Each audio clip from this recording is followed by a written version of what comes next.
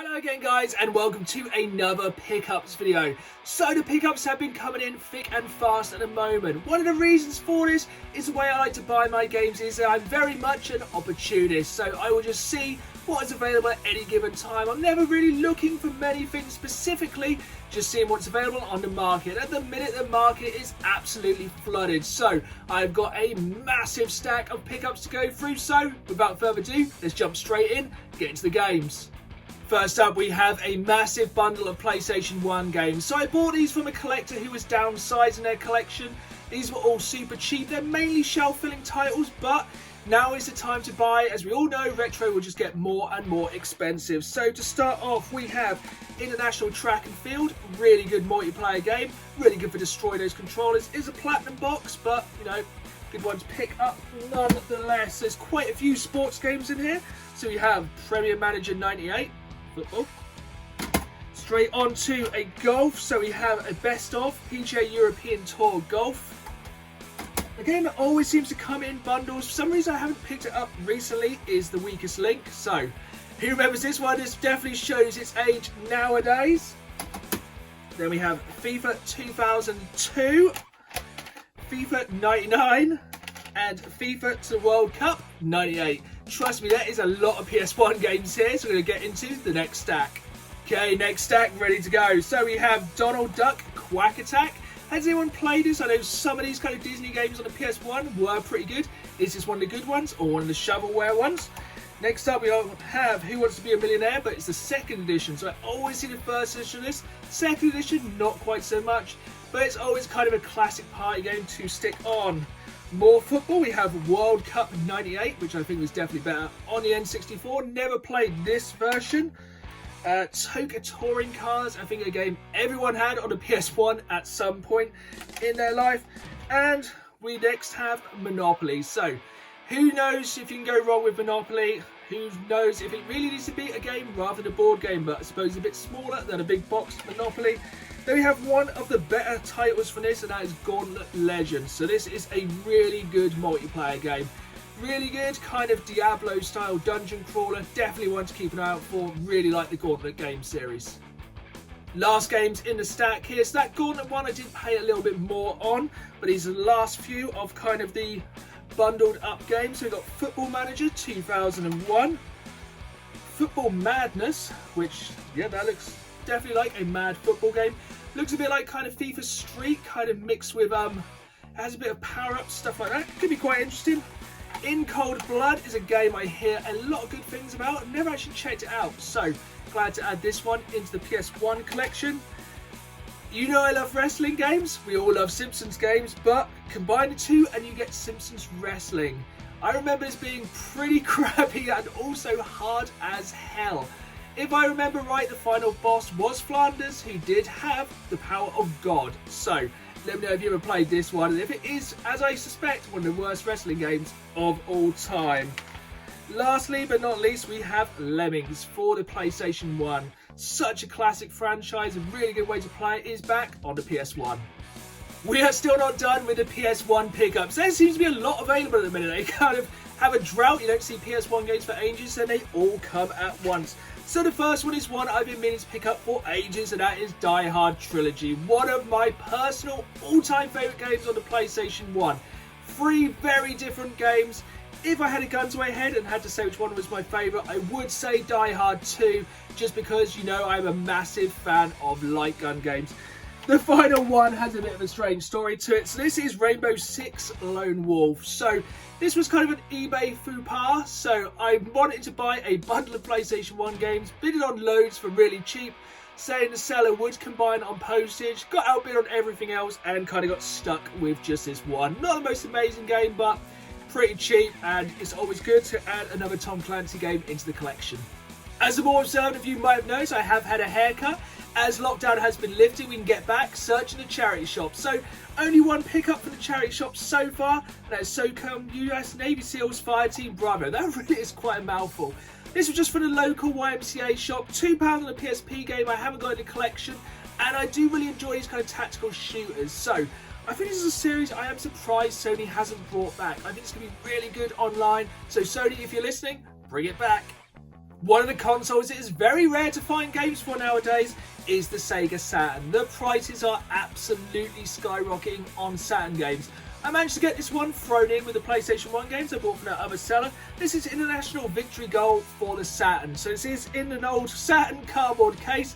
As you may see, it has seen better days, but inside it is complete. And also in this, quite randomly, it had this quite amazing little insert from, I think, the SNES or maybe a Game Boy game. So this was a really nice little surprise. I'll open it up here. You can see just a little bit of advertising. I think this probably would have been in a Game Boy game, but really nice piece of Nintendo merchandise from back in the day. I'm sure as many of you fellow collectors know, the price of GameCube games recently has gone up and up. So now is the time to try and get them before those prices absolutely skyrocket. So the first one I picked up was the final one of the Rogue Squadron games I need to pick up. That is Star Wars Rebel Strike Rogue Squadron 3. This was quite a cheap eBay pickup. Sadly, it is not complete and also it is in a DVD case rather than a GameCube case. But the best GameCube game I've picked up for quite a long while is this Pokemon Colosseum. An absolute beast of a game on the GameCube, especially as it's Pokemon, you know those prices are going to absolutely fly. So I managed to get this on a best offer price on eBay for £20. It is fully complete, and when I say it is fully complete, it literally has the memory card and even the stickers that would have gone on the memory card in the first place. Really, really happy to get this one complete. It's a brilliant one to knock off that GameCube want list. Sometimes as a collector you really need to take a hard look in the mirror and kind of question why you do certain things. So one of the games I picked up was from Amazon. This was £1.25, new and sealed, and that is Teddy Together for the Nintendo 3DS. I really don't know, there isn't really many words, but really sometimes I do need to wonder what I am doing. Next up we have some PlayStation 4 games, and one I've been meaning to pick up again for a long while, and that's because they've actually now added PlayStation VR support, and that is Minecraft for the PlayStation 4. In my eyes, I think this is probably the best version you can pick up just for that added VR support. I haven't tried it out yet, but I'm sure it's going to be absolutely amazing. It's going to be a really different way to look at Minecraft, literally from a first-person view. The other one is once again courtesy of the game collection. Sometimes they have some really, really cheap games there. This is Valkyria Revolution, game I've been really meaning to play, and I think it's dropped to about £3 for a brand new game delivered. So definitely looking to add this one to my backlog of games that's really growing to play very soon. On to the Xbox One, we have a couple of pickups this time. First of which is DC Supervillains, which also comes with a copy of the Lego Batman film. So, in my eyes, I don't really know if these Lego films are aimed at children. Some of the jokes, I think, are aimed at the adults. You kind of have a little bit of a snigger and a laugh. The Lego games are always good fun. This one was really cheap in Argos. I also had a £5 voucher kindly sent to me from Argos. So, got this half price for £5. The other one is a game I've been on the lookout for a long while, and that is the Guardians of the Galaxy Telltale game. This is one of the very few Telltale games I've yet to play. I kind of wonder if this is canon to the movie, so if you know, let me know in the comments below, but really looking forward to checking this out. Also, this is one of the Telltale games that is getting rarer and harder to find, so really glad to add it in before those prices keep on rising.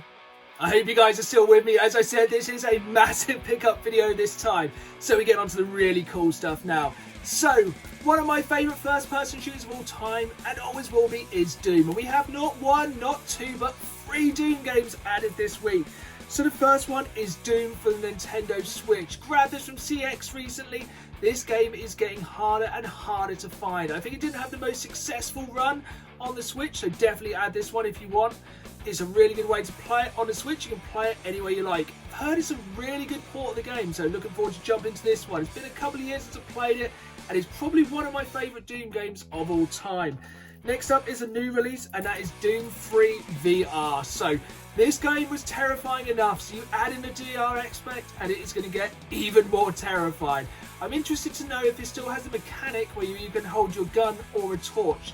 I know in some of the later games they did add it, so the torch was mounted on your shoulder. So it'd be cool to say which way they went with that.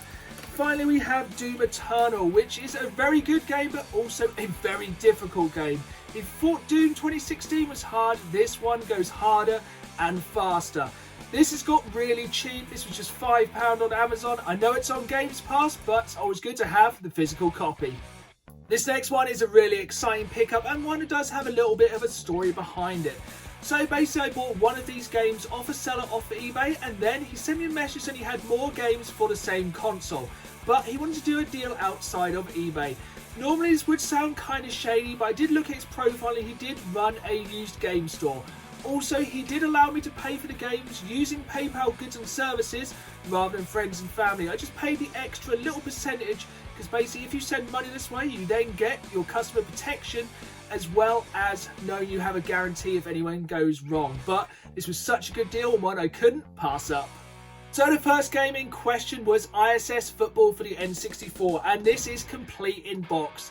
As we know as collectors, N64 box games can be difficult to pick up because of those cardboard boxes. I think a lot of us went through these or just threw them out in a day. That's why you normally get a lot of N64 games cartridge only, so really good to add cardboard games. So this was the one I originally bought, and he added on quite a few more.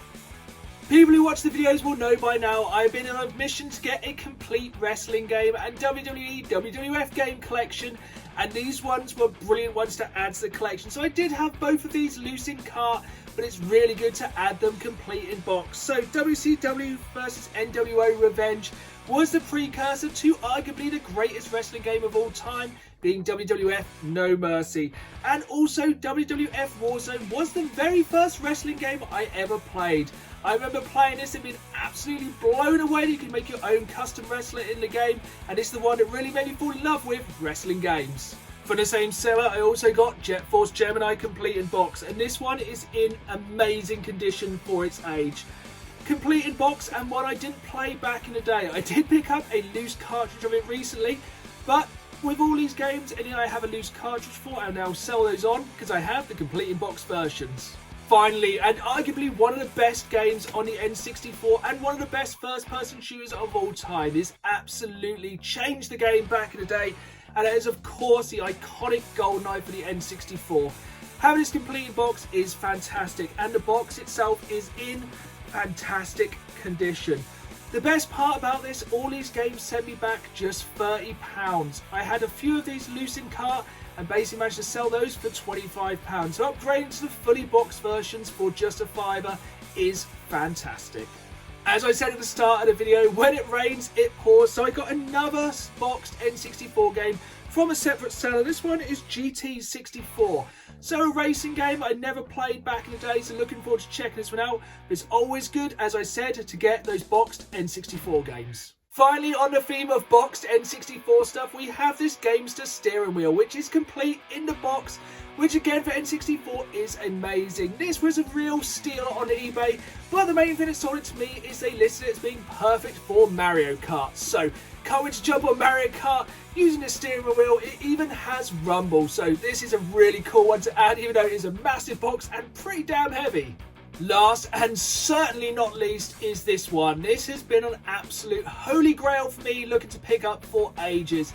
I love my light gun games, and when I saw this one I couldn't pass it up. So this is Project Titan for the PS1, a time crisis game that not a lot of people actually played. This is complete in box with the light gun, with the game fully boxed. Did pay quite a bit for this one, but it is in amazing condition. It has a slight blemish down there, but I'm going to open this up and just show you how minty fresh this really is. Let's get into the unboxing. You'll see what I mean about this being an absolutely amazing copy of this game. So we can just slide the box open. It literally looks like it hasn't been touched.